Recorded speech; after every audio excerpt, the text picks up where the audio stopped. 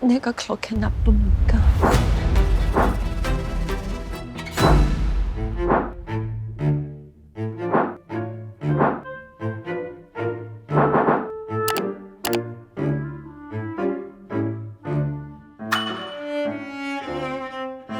옛말에 하늘에는 천당이 있고 땅 아래에는 소주 항주가 있다, 이런 말이 있을 정도로 항주가 손꼽히는 곳이에요.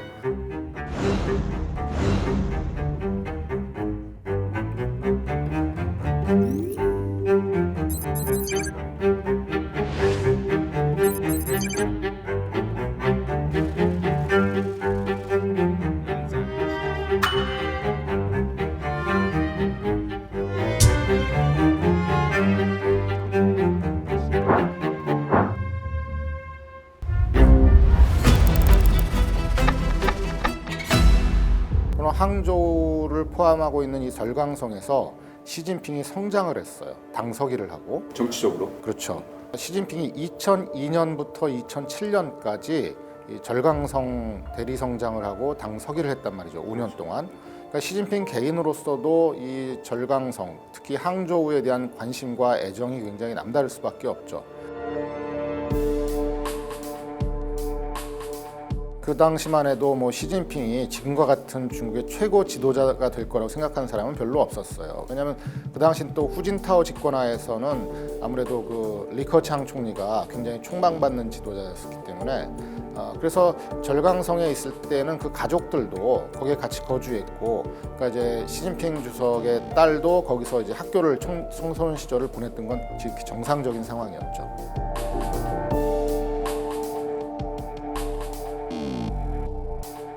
시진핑 주석하고 인맥으로 따지면 대한민국이 굉장히 많아요. 그때부터 밀접하게 연관을 가졌고, 개인적인 인맥이 리창보다도 시진핑 인맥이 훨씬 많아요, 우리나라에. 특히 이제 기업적으로.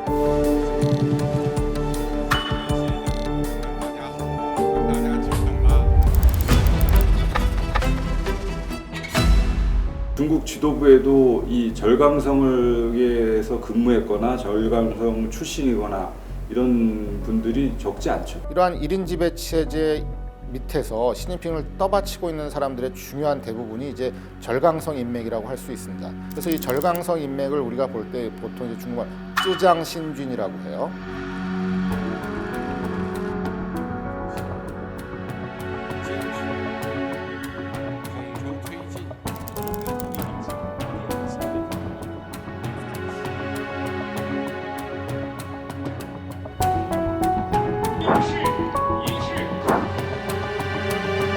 많은 중국 전문가들이 예측할 때 시진핑 3기에 리창이 중국의 2위 권력자가 될 거라고 예측하는 사람은 사실 많지 않았어요. 그런데도 불구하고 리창을 총리로 임명했다라고 하는 것은 그만큼 시진핑이 자신의 과거 인연을 중시하고 특히 절강성 인맥을 굉장히 총애하고 있다라는 것을 보여주는 것이죠.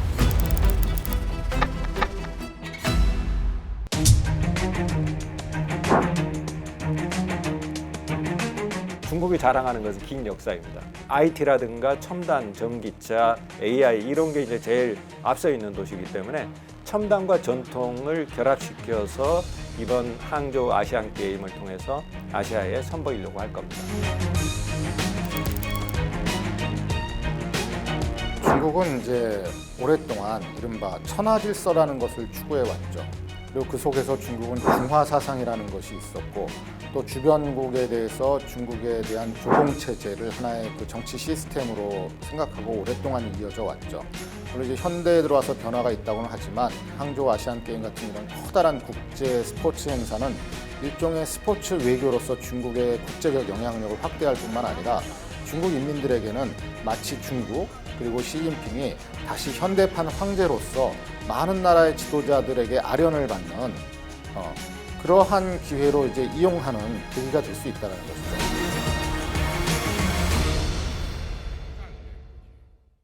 것이죠. 항저우에서. Welcome to my hometown, Hangzhou. I will be waiting for you in Hangzhou.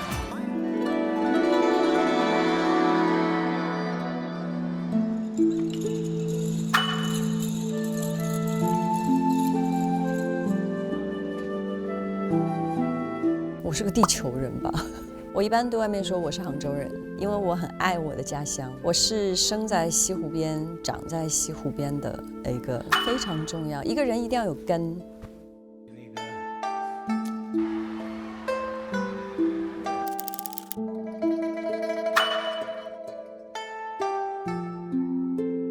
남송 시대가 세계사에서 가장 선진적인 국가였고 일부 역사학자들은 서구보다도 한 200년 정도는 더 빨랐던 도시다 이렇게 얘기를 합니다. 역사가 굉장히 오래된 도시여서 많은 인문적인 이야기, 히스토리가 많은 고장이고 여기가 중국 자유주의를 상징하는 도시이기도 합니다. 그러니까 중국 사회주의 국가이지만 자유주의를 지향하는 사람들도 굉장히 많고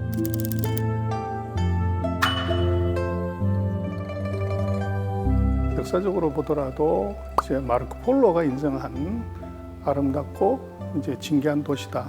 항저우는 그렇게 정의할 수 있을 것 같습니다. 명청 시대에 재상, 이제 장원급제한 사람들, 그 사람들의 숫자의 최다가 바로 이제 그 수조 항저우 이제 이 지역의 사람들이 많죠. 그래서 예로부터 이제 권력과도 가까웠고. 또 이제 권력자들이 이제 살기 좋은 곳, 태지로서도 최적이었기 때문에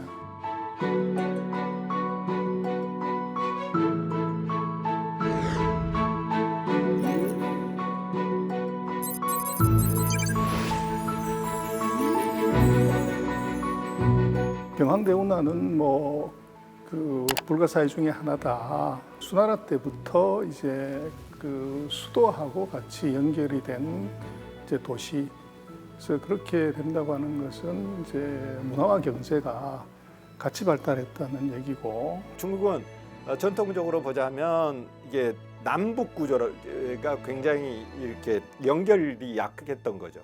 그런데 이 수로가 있음으로써 이 남북으로 이렇게 연결시켜 버리는 거고 물류의 집산지가 됐던 거죠.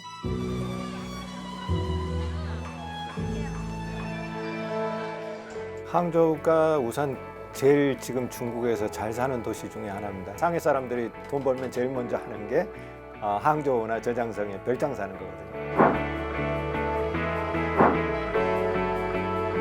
송나라 때부터 이제 그 과거제도가 정착을 하면서 누구나 출세할 수 있는 세상이 됐고, 그 다음에 누구나 돈 벌 수 있는 세상이 됐고, 그리고 사람의 욕망이라는 게 두 가지 아니에요. 권력으로 나아가든가 돈을 벌든가. 이게 두 개 다 열려있던 시대인 거죠. 그러니까 이 지역의 사람들이 인재들이 굉장히 많이 나오죠.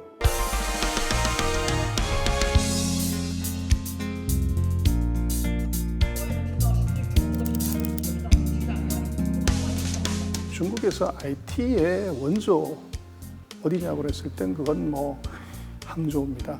그래서 중국 최고의 IT 기업이 항저우에서 시작이 됐고, 그것이 지금 오늘의 중국을 플랫폼 국가로 이제 탈바꿈하게 하는 그런 이제 기원을 제공했다. 그래서 마윈의 고향이기도 하지만 이것은 중국 IT 산업의 고향이다.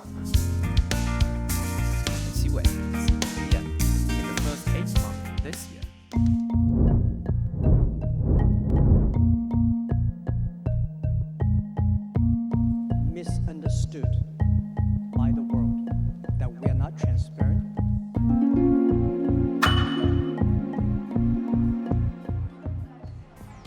이 알리바바가 바로 스마트 시티를 전담하는 기업이죠. 스마트 시티의 미래 그림은 항저우를 봐라.